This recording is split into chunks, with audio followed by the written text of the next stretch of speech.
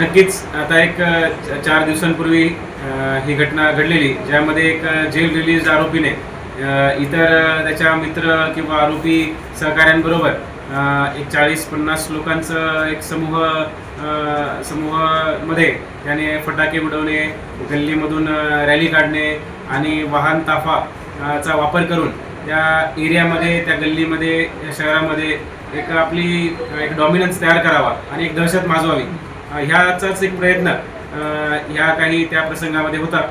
त्याच्याच अनुषंगाने त्या जमावामध्ये इतर आरोपीसुद्धा होते, जे की वेगवेगळ्या गोष्टींमधून एक तडीपार असतील, नाहीतर इतर गुन्हे गंभीर स्वरूपाचे त्यांच्यावरती असतील. अशा सगळ्या त्या टोळीवरती आम्ही गुन्हा दाखल केलेला आहे. जमावबंदी असताना सुद्धा त्यांनी असे कृत्य केले आहे व दहशत व एक भीतीचं वातावरण त्या पंढरपूर शहरामध्ये व त्या एरियामध्ये तयार करण्याचं जे काही कृत्य त्यांनी केलं आहे त्याला आळा घालण्यासाठी आणि महाराष्ट्र पोलीस ॲक्टच्या वेगवेगळ्या कलमान्वये आम्ही तो गुन्हा दाखल केलेला आहे.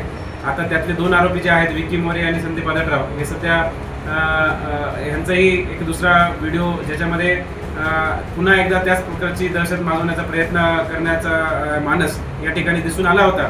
त्याच्याच अनुषंगाने 2 गुन्हे दाखल केलेले आहेत. 20च्याहून अधिक आम्ही लोकांना आयडेंटिफाय केलेलं आहे. आयडेंटिफिकेशनची प्रोसेस अजून चालू आहे आणि या कृत्यामध्ये जे कोणी असतील त्यांच्यावरती कडक कारवाई करण्याचं आमचं मानसिकता आहे व निर्देश आहेत.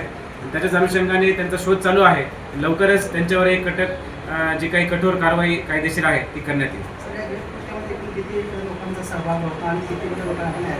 जसं मी सांगितलं की 2 असे खरं म्हणजे फक्त एक जमाव करून दहशत निर्माण करणे ही एक गोष्ट, आणि दुसरी त्याचा इंस्टाग्राम आणि सोशल मीडियाचा वापर करून जी दहशत जी आहे ती सोशल मीडियापर्यंत नेणं, हा दुसरा त्याच्यामध्ये महत्त्वाचा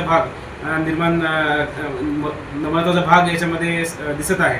त्याच्यामध्ये आम्ही जे कोणी असे रील्स बनवतं, दहशत माजवणारे रील्स बनवणारे आरोपीसुद्धा आम्ही निष्पन्न केले आहेत आणि त्यांनाही आम्ही तावडीत घेतलेलं आहे. आणि इतर जे काही आरोपी आहेत त्यांनाही आम्ही घेणार आहोत.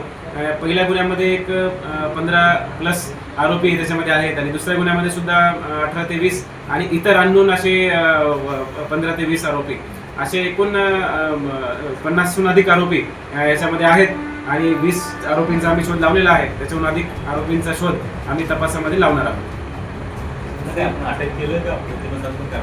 आता प्रतिबंधात्मक कारवाई करणार आहोत. त्याचबरोबर जे वेगवेगळे हिस्ट्री शीटर्स व गुंडा रजिस्टरवरती नोंद असलेले गुन्हेगार या ज्या काही कारवाईमध्ये आलेले आहेत त्यांना आम्ही तडीपार ची कारवाई करणार आहोत. 55, 56, 57 महाराष्ट्र पोलीस ॲक्टच्या अन्वये कारवाई करणार आहोत.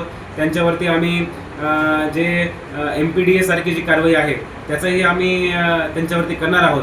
आणि एक टोळीने मिळून असं कृत्य केलं आहे, त्याच्यामुळे टोळीयुक्त जे काही नवीन BNSचे 111 असेल, 112 सारखे जे कलम आहेत तेही आम्ही लावून त्यांच्यावरती कठोर कारवाई करणार आहोत. आणि कोर्टाला विनंती करणार आहोत की जे लोक बाहेर बेलवरती निघालेले आहेत त्यांचा बेल रद्द करून त्यांना पुन्हाच्या जेलमध्ये पाठवण्यात यावे, यासाठी आम्ही कारवाई करणार आहोत.